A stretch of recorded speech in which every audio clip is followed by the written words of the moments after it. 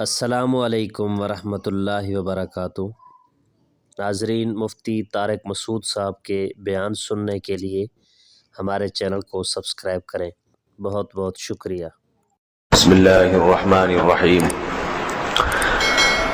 رسول اللہ صلی اللہ علیہ وسلم نے ارشاد فرمایا، ان من افضل ایامکم یوم الجمعہ فاکثروا علی الصلاة فیہ فاکثروا من الصلاة فیہ۔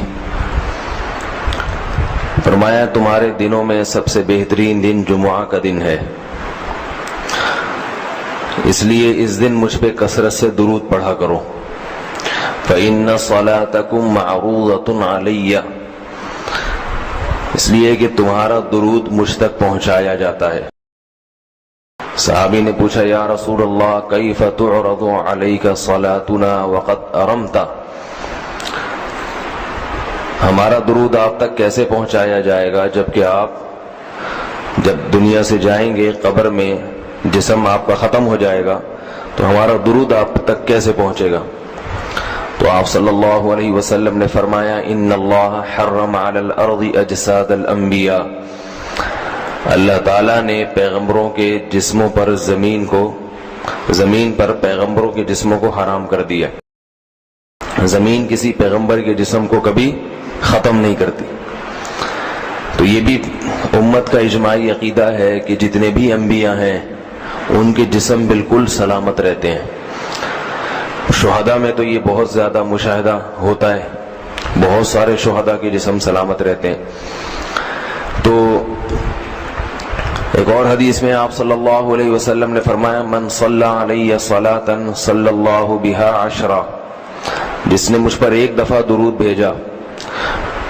درود کہتے ہیں نبی صلی اللہ علیہ وسلم کے لیے اللہ تعالیٰ سے خصوصی رحمت کی دعا کرنا۔ ایک ہوتا ہے عام دعا، کسی کے لیے بھی رحمت، صلاۃ کہتے ہیں خصوصی رحمت جو اللہ اپنے خاص بندوں پہ کرتا ہے۔ اس لیے صلاۃ کا جو لفظ ہے نا، یہ درود اور صلاۃ یہ پیغمبر کے علاوہ کسی کے لیے جائز نہیں ہے، کیونکہ یہ صلاۃ خاص کس کے خاصہ ہے؟ یہ پیغمبروں کا۔ اس لیے ہم اللہم صلی علی محمد تو کہہ سکتے ہیں، لیکن یوں نہیں کہہ سکتے اللہم صلی علی فلان۔ تو وہ صلی جو ہے نا، صلاۃ، یہ خاص قسم کی رحمتیں ہوتی ہیں جو اللہ پیغمبروں پر بھیجتے ہیں۔ تبھی قرآن میں آتا ہے اولئک علیہم صلوات من ربہم ورحمہ، کہ جو لوگ صبر کرتے ہیں ان پر اللہ کی خصوصی رحمتیں بھی ہیں اور رحمت بھی ہے۔ تو پتہ چلا صلاۃ اور رحمت میں فرق ہے۔ صلاۃ اعلیٰ قسم کی رحمتوں کو کہتے ہیں۔ تو آپ صلی اللہ علیہ وسلم نے فرمایا، جس نے میرے لیے ایک مرتبہ رحمت کی دعا کی، درود شریف پڑھا میرے لیے، تو اللہ اس پر 10 رحمتیں بھیجتے ہیں۔ اور جمعہ کے دن زیادہ فضیلت ہے درود شریف پڑھنے کی۔ البتہ یہ جو جمعہ کے دن میں حدیث مشہور ہے کہ 80 سال کے گناہ معاف ہوتے ہیں جمعہ کے دن درود پڑھنے سے، یہ حدیث سند کے لحاظ سے کمزور ہے۔ لیکن یہ جو میں نے حدیث پڑھی کہ جمعے کا دن سب سے بہتر دن ہے، فَأَكْثِرُوا عَلَيَّ مِنَ الصَّلَاةِ فِيهِ، لہذا اس دن مجھ پہ کثرت سے درود پڑھا کرو، یہ بالکل صحیح حدیث ہے۔ تو جمعہ کے دن درود شریف کی اضافی فضیلت ہے۔ آج چونکہ جمعہ کا دن ہے تو اس لیے میں نے کہا کہ اس بارے میں تھوڑی سی بات کروں۔ ایک اور حدیث میں آتا ہے، رسول اللہ صلی اللہ علیہ وسلم نے فرمایا، لا تجعلوا قبری عیدا وصلوا علی فإن صلاتکم تبلغنی حیث کنتم، فرمایا میری قبر کو عیدگاہ نہ بناؤ۔ جیسے میلوں کی جگہ ہوتی ہے نا، میلے ٹھیلے، عید پہ جب سب لوگ جمع ہو کے خوشیاں مناتے ہیں، تو جیسے مزاروں پہ ہوتا ہے نا، قوالیاں ہو رہی ہیں اور یہ میلے ٹھیلے ہو رہے ہیں، آج کل دیکھا ہے۔ تو پہلے زمانے میں بھی جب کوئی نیک آدمی دنیا سے جاتا تھا تو لوگ اس کی قبر پہ دھرنے مار کے بیٹھ جاتے تھے، اور وہ مجاور اور یہ سب جو ہمارے یہاں ہوتا ہے۔ تو آپ صلی اللہ علیہ وسلم نے منع کیا کہ میری قبر کے ساتھ یہ کچھ مت کرو، البتہ مجھ پہ درود پڑھا کرو، اور فرمایا کہ تم جہاں سے بھی درود پڑھو گے یہ مجھ تک پہنچے گا۔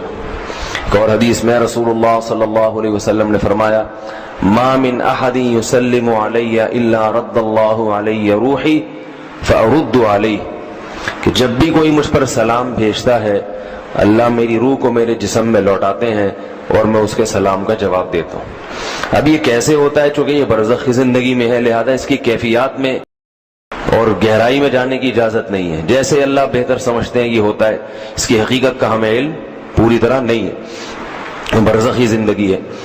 اور حدیث میں آتا ہے رسول اللہ صلی اللہ علیہ وسلم نے فرمایا کہ رغب انف رجل ذکرت عنده فلم يصلی علی, اس شخص کی ناک خاک آلودہ ہو جائے جس کے سامنے میرا نام لیا جائے, میرا تذکرہ ہو اور وہ مجھ پہ درود نہ پڑے. ایک اور حدیث میں آپ صلی اللہ علیہ وسلم نے فرمایا البخیل من ذکرت عنده فلم يصلی علی, وہ شخص کنجوس ہے, بخیل ہے, جس کے سامنے میرا نام آئے اور مجھ پہ درود نہ پڑے. یعنی اتنی بڑی شخصیت اور اتنے بڑے محسن اعظم کا تذکرہ آ رہا ہے اور اس کی زبان سے دعا بھی نہیں نکلتی, تو اس سے بڑا کنجوس دنیا میں کون ہو سکتا ہے. ایک اور حدیث میں آپ صلی اللہ علیہ وسلم نے ایک شخص کو دعا مانگتے ہوئے دیکھا جس نے درود شریف پڑھے بغیر دعا شروع کر دی, تو آپ صلی اللہ علیہ وسلم نے فرمایا اس نے دعا میں جلدی کی ہے. پھر فرمایا تم میں سے جب کسی شخص کو دعا مانگنی ہو تو پہلے اللہ کی حمد و ثنا پڑھے, پھر مجھ پر درود بھیجے. قرآن مجید میں بھی اللہ نے حکم دیا ان اللہ و ملائکتہ یصلون علی النبی, کہ اللہ اور اس کے فرشتے, اللہ بھی رحمت بھیجتے ہیں اور فرشتے بھی رحمت کی دعا کرتے ہیں. یا ایھا الذین آمنوا صلوا علیہ وسلموا تسلیما, اے ایمان والو تم بھی محمد صلی اللہ علیہ وسلم پر درود بھیجا کرو اور سلام بھیجا کرو. درود اور سلام میں فرق یہ ہے کہ درود اللہ کی رحمت اور سلامت کہتے ہیں کہ ہر برائی سے, ہر مشکل سے, ہر مصیبت سے بچائیں. تو کمال جبھی ہوتا ہے جب اللہ ہر شر سے بچا لیں اور اضافی رحمتیں بھی بھیجیں. تو علماء نے درود شریف کی حکمتوں میں لکھا ہے کہ درود شریف جو اللہ نے ہمیں پڑھنے کا حکم دیا, اس کی بنیادی وجہ تو سب کو معلوم ہے کہ سب سے زیادہ احسانات اس کائنات میں اللہ کے بعد کس کے ہیں؟ محمد صلی اللہ علیہ وسلم. تو آپ صلی اللہ علیہ وسلم کے احسانات سب سے زیادہ ہیں انسانیت پر. انسان کو انسان آپ صلی اللہ علیہ وسلم نے بنایا, اور اہل اسلام تو سب سے زیادہ ان احسانات کے تلے دبے ہوئے. تو ہم کوئی بھی عبادت اگر کر رہے ہیں, دعا بھی اگر مانگ رہے ہیں, تو یہ بھی کس کی وجہ سے توفیق مل رہی ہے؟ نبی صلی اللہ علیہ وسلم, کیونکہ آپ صلی اللہ علیہ وسلم نے ہی یہ ساری چیزیں سکھائی ہیں. تو ہر کام میں حکم یہ ہے کہ بھئی جس کا احسان ہے, جس کی وجہ سے تمہیں یہ رہنمائی ملی, تو پہلے اس کا بھی تو کچھ خیال کرو, اس کا بھی جو ہے نا اللہ سے اس کے لیے دعا مانگو تاکہ تمہاری طرف سے بھی کچھ شکر ہو. دوسری بات علماء نے لکھی ہے کہ اس میں حکمت یہ ہے کہ درود شریف پڑھنے سے توحید کا عقیدہ مضبوط ہوتا ہے. وہ توحید, درود شریف نبی سے دعا نہیں ہے بلکہ اللہ سے دعا ہے. کس کے لیے؟ نبی کے لیے. تو پتہ یہ چلا کہ نبی پر بھی اللہ کی رحمتیں ہوں گی, اور دعا کون مانگ رہا ہے؟ ہم مانگ رہے ہیں. تو اس میں نبی سے مانگنے کا دروازہ بند کر دیا کہ نبی سے مانگنے کا اسلام میں کوئی تصور